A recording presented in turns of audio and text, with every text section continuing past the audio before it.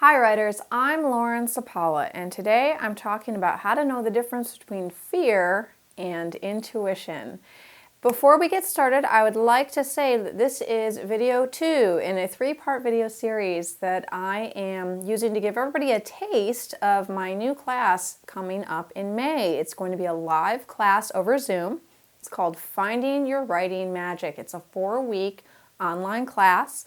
There's going to be a class, there's going to be silent writing sessions, there's going to be a Facebook group, the whole thing. So if you really like what you're hearing in these videos, chances are that this new class is going to be a really nice fit for you. I want to say also thank you so much to everybody who reached out to me after my last video, the one previous to this in the series, where I talked about INFJs and INFPs and why they have so many problems connecting to their own intuition. I heard from a lot of you that that is exactly it, and that you've been struggling with writing and creativity and life in general for a very long time because you're not sure how to connect to your intuition, and you're not sure when you can trust what's coming through. What is intuition? What is fear? What's the right direction to go in? What's the wrong direction to go in? So that sounds like it's been a problem for a lot of people for a really long time, which makes me doubly excited about this class because we're going to be diving deep into exactly that kind of stuff. So I think it's going to be really helpful for people. So if you are struggling with writing, if you are one of these people and you feel frustrated, hopeless, like writing's really hard or really dreadful, like a chore, like you sit down and you just can't make yourself do it, you really want to do it, but it just doesn't seem to be happening, you're not seeing any progress. This class, Finding Your Writing Magic, it is specifically designed for people who are intuitively oriented, to move them from that really stuck state to a place where writing feels fun again, where the flow is back, and you're sitting and you're connecting with characters and the story ideas are there, and it's just sort of flowing out of you, and it feels really good and it feels really nourishing. That actually is possible, and I know a lot of writers who struggle with writing say to me, like, I can't even imagine that that's possible because I haven't experienced that in so long, not since I was a kid or a teenager. This class is going to be designed to move people back to that place where writing was still fun and you were still in a more innocent frame of mind about it. There wasn't so much pressure and there weren't so many expectations that you were putting on yourself. And all of that is going to happen by reconnecting to your own intuition. So I actually specialize in teaching writing classes that take this intuitive approach, and I've seen hundreds of writers make the shift. At this point, I've been teaching and coaching for just about 10 years. I've seen people individually make the shift, and I've seen groups of people in my classes make the shift. This is really possible. This really happens. But you have to take the first step. You have to show up. You have to be willing to reconnect with your intuition.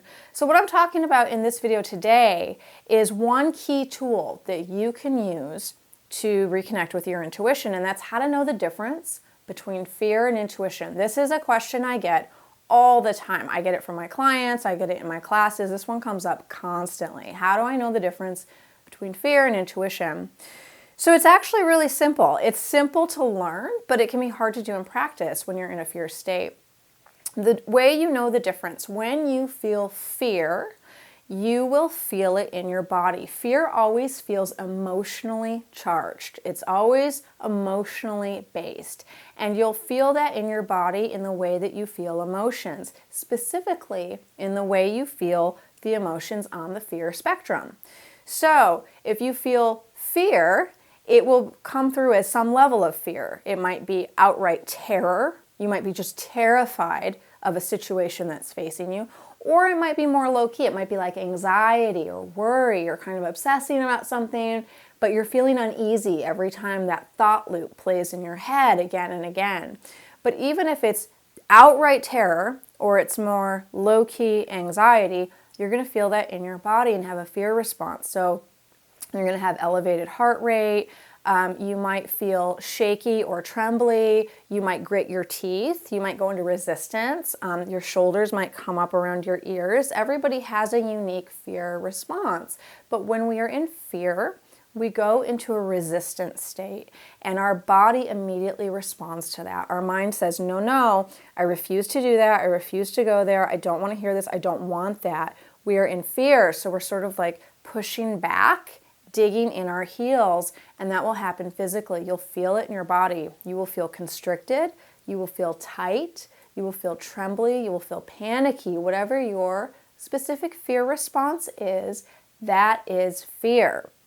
Intuition feels much different. Intuition, while you might have a fear response to the information you get afterwards, the actual information that comes in, the message you get, will not be emotionally charged. And when a message comes in about something that's a very big piece of information, this might even feel kind of weird. Some intuitive people have told me, I got an intuition that someone was not going to live very much longer, or I got an intuition that a couple I knew were going to end up in divorce, right? Very big life events. But still, when they got that message, it was not emotionally charged. It was a neutral voice in their head. It was a neutral image that they saw. It was a neutral knowing that clicked into place for them. That is intuition. Intuition always feels neutral. So I always use a really quick example to show the difference. If you are about to step off a curb into the path of an oncoming bus and you have a fear response, you will see the bus and freak out. You will jump back on the curb, you might scream, you might shake and tremble, you might try to ward the bus off, but you will have a big fear response as you remove yourself from the situation. If you step off from the curb and you get the intuition, a bus is coming, it will not be a fear response. You will not scream, you will not ward it off, you will just hear, quickly now step back up on the curb. It will feel neutral. And for people who have been in fear for a very, very long time, feeling like you're in that neutral state and getting information and being able to act on it in a neutral manner might seem completely impossible. But I assure you, it is possible. You just have to learn certain key tools and you work with it in an ongoing way to take yourself out of the fear state and into the intuitive state where you can trust the information you're getting, you can trust what's coming through, and you can know that that is the right information for you at this time. So fear, always emotionally charged. Intuition, always neutral. Even if you don't like the information you're getting, the information when it comes through, it will feel neutral.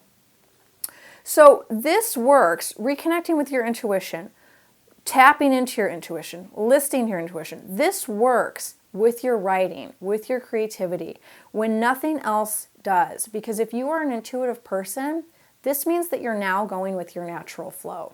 You listening to that voice, you paying attention to those images that you might see in your mind, paying attention to that knowing you get about certain people or certain situations, that is your natural style as a human being. So now you're swimming downstream. You're not swimming upstream any longer, which is how most intuitive people have lived their lives. They're always trying to swim upstream. They're trying to fit into a box that doesn't fit. And that includes in their writing practice. They are trying to use conventional writing methods, rational writing methods, I call them, where things go in a linear manner. You plot everything out, you decide on everything beforehand, you're in control of everything, there's no higher power, there's no guides, there's no universe coming in to help you, there's nothing bigger than you, it's just you. For intuitive people, this simply does not work because that's not the way we work in the world. We are so good at seeing the big picture and connecting to that higher power. So that's what we're going to be learning in this new class. Another thing that we're going to be learning in this new class is how to trust our intuition. And that's something I'm going to be talking about in video 3. The next video after this and the last video in the series. That's another big question I get from people. How can I trust what's coming through? How do I know I'm not just crazy, or I'm not just making excuses, or I'm not just procrastinating on something really important that I should be working on and I'm trying to put my energy somewhere else just because I don't want to work on it? How can I know that I can trust my intuition and that I can trust what's coming through? We're going to be covering all of that in video 3. If you have any questions about the class, if you're wondering if it might be a good fit for you, pricing, scheduling, details, anything, please get a hold of me and let's get the questions answered.